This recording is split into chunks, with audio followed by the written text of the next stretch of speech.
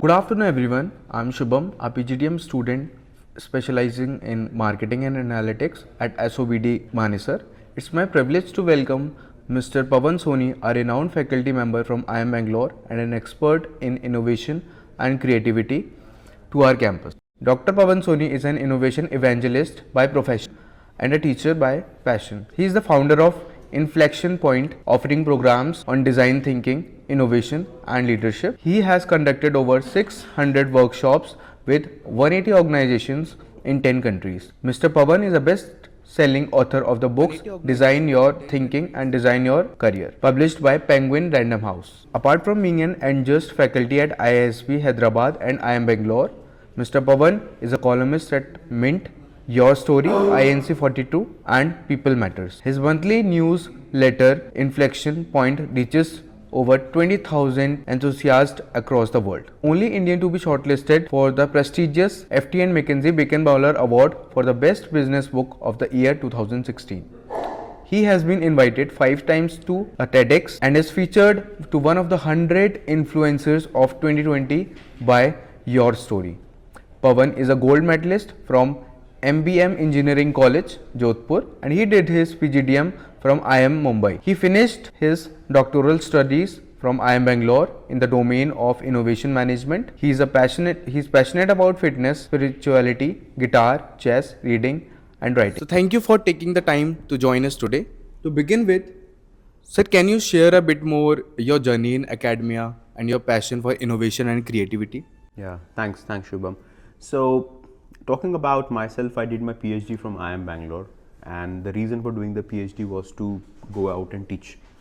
But teaching is something that I did even before my PhD program, and the idea was that teaching has always been my passion. So the first class which I took was when I was in 10th standard.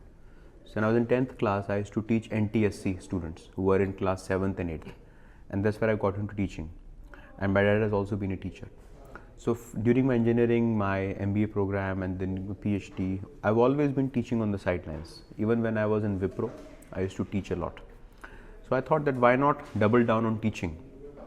And that's when I did the PhD to add more heft to my teaching profession and to add the pedigree. And here I am teaching. So teaching has been on the sidelines, consulting and working has been the mainstream, and sometimes I dabble on both these aspects. So you are kind of a multitasker, and it's really nice. One should be a multitasker in this running world. Sir, what steps should Tier 2 business schools take to better prepare their students for the success in the industry? That's a very good question. The thing is that today, with so much of information and knowledge available online, the Tier 2 students can have the same access as a Tier 1 MBA college. Even I have seen a lot of faculties from Tier 1 MBA colleges go and teach at Tier 2 MBA colleges. For example, I teach at IISB Hyderabad, IIM Bangalore, recently taught at IIM Amritsar, and here I am at SOBD. So the same faculty is there. So the first thing that students need to do is to ensure that they are sitting through the classes and they are getting the most from the faculty members by asking questions, by engaging with them through mentoring, etc. The second thing is reading on their own. We are sitting in a wonderful library, and most colleges can afford a fantastic library, but I don't see students utilizing the library as much. So if they can spend some time in utilizing the library and reading on their own, buying books, that's the second thing. And the third thing is networking. If you are established yourself in a Tier 1 city, even if you're a Tier 2 college, but if you're in a Tier 1 city, what can happen is that you can utilize the network of the place and try to build the association. In the long run, what matters is your network. Are you knowing people who are at important level? And to add to it, if you can also double down on projects, these can be weekend projects, summer projects, short-term projects. Right. So which means that when you are in these colleges, you have to really utilize the city where you are in, utilize the network that you can form, and do a lot of self-reading and development. So these are the ways in which some of these gaps can be bridged. Right, sir. Very rightfully said. And I'll try to implement these things into my college life, since it's just a first year, so a lot more to learn. What skills and knowledge should students acquire to excel and contribute effectively to their effective industries? So the first thing is that people in the industry need problem solvers, and problem solving is a skill which was important 100 years back, And even with the advent of AI and what have you, problem solving skills will be relevant even 100 years from now. So are you a good problem solver? That's the most important skill. And for you to be a good problem solver, first you need to develop is a critical mindset, a questioning mindset. Okay, why is it not happening this way and how can I be doing it differently? The second thing is creativity. I believe that creativity is going to be the currency of the future. So can you develop your creative skills? Alongside, if you can read voraciously, right from the newspapers to business magazines and books, that will help you develop your vocabulary. So when you go out and talk to the people in the industry, you can talk in the same wavelength. They are not spending so much time and effort of educating you and getting you up to speed. So if you can double down on some of these things as a student, then certainly you can be in a very, very solid footing. The critical thing is, how do you manage your time? Because every student is always forced to do assignments, attend classes, have certain attendance, and believe me, you across all the colleges, attendances are compulsory, because students often do not know what is good for them and what is bad for them. It's the same logic that why am I putting traffic cops to ensure people wear helmet? Don't they know helmet is good for them? They do not know helmet is good for them. Because what happens is, if somebody is not wearing a helmet and the person meets an accident, most likely the person is going to be rushed to a government hospital. And that carelessness is going to add burden to the government's infrastructure. Nobody is sent to a private hospital. Most likely they'll go to an AIMS. So to avoid that load on a government infrastructure in something which can be avoidable, that's why we are putting cops to make people wear seat belts and make people wear helmets. Same thing applies to schools. Students do not often know at that point of time what is important for them, what is good for them. So going through the classes like vaccination, you never realize the importance of vaccination till you fall sick. Right, sir.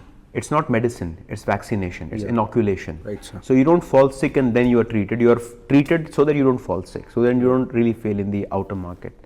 So how do you optimize your time, maximize the returns on investment, both formal and informal education? That's how they can make it relevant for the industry people. Right. Sir, I have seen students often running for marks. Scoring marks, scoring good grades. How much is scoring marks and getting high GPA is important in a B school rather than learning? It's a good question. So when I was doing my engineering from MBM Jodhpur, I was a branch topper. So first year, second year, third year, fourth year, all the 4 years I was a topper, and then I went on to win the gold medal.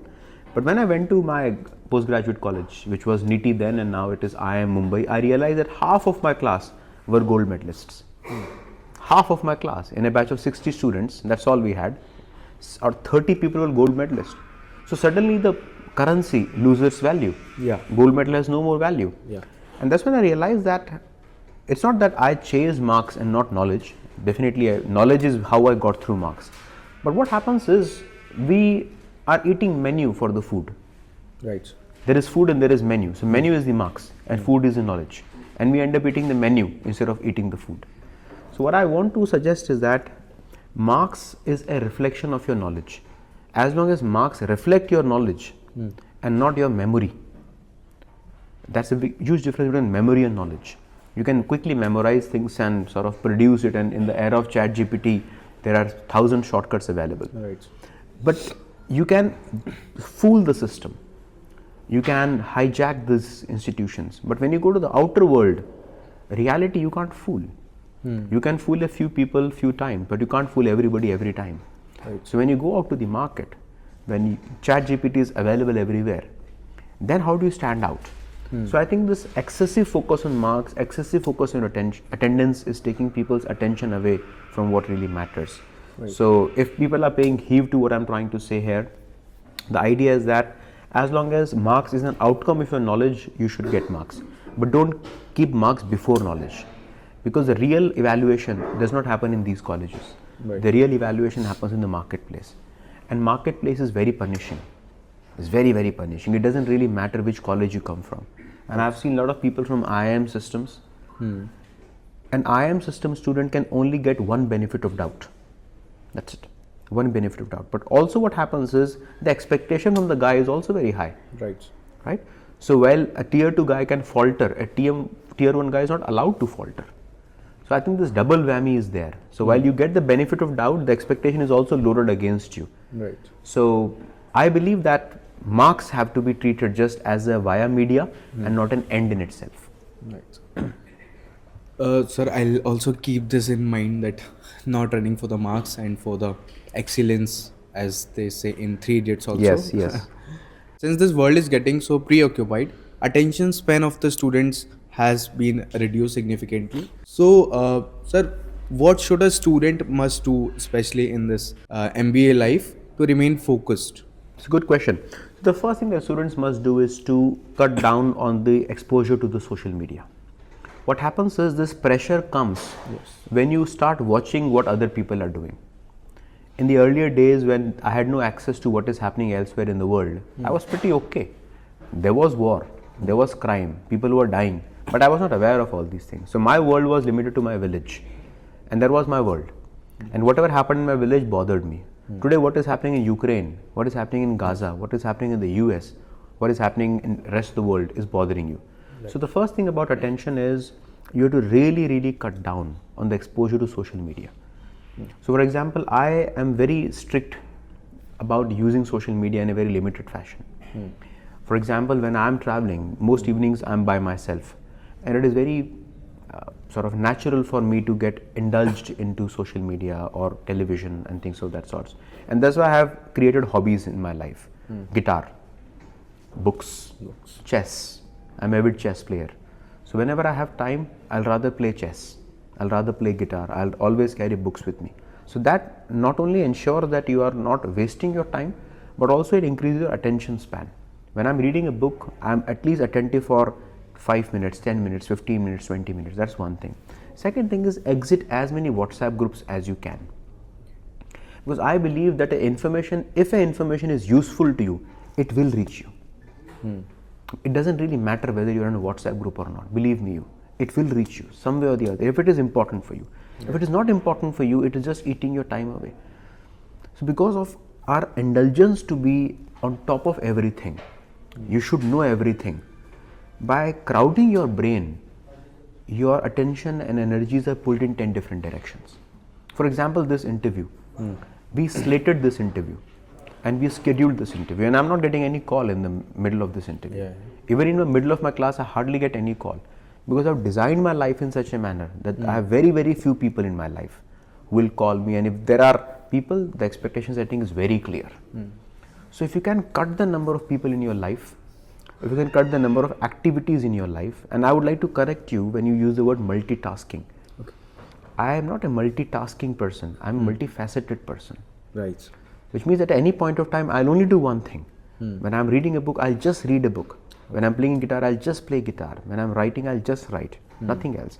But after that, I'll try to add something different to my life. So your life needs to have variety. So the focus and defocus is that when you are learning, be defocused. Learn from anywhere. When you are working, be focused. So the input side of your life has to be defocused. Right. Output side of your life has to be highly focused. So that is how you kind of narrow it down.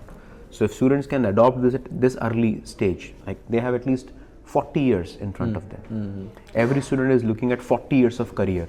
So that can be useful.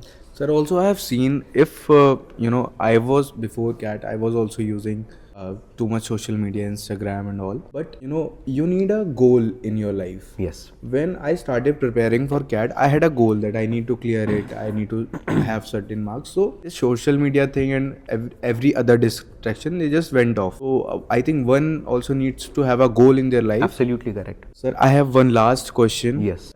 Sir, what do you think this Chat GPT and generative AI, they have impact on student life, especially in MBA? Because right now we all are using Chat GPT very much.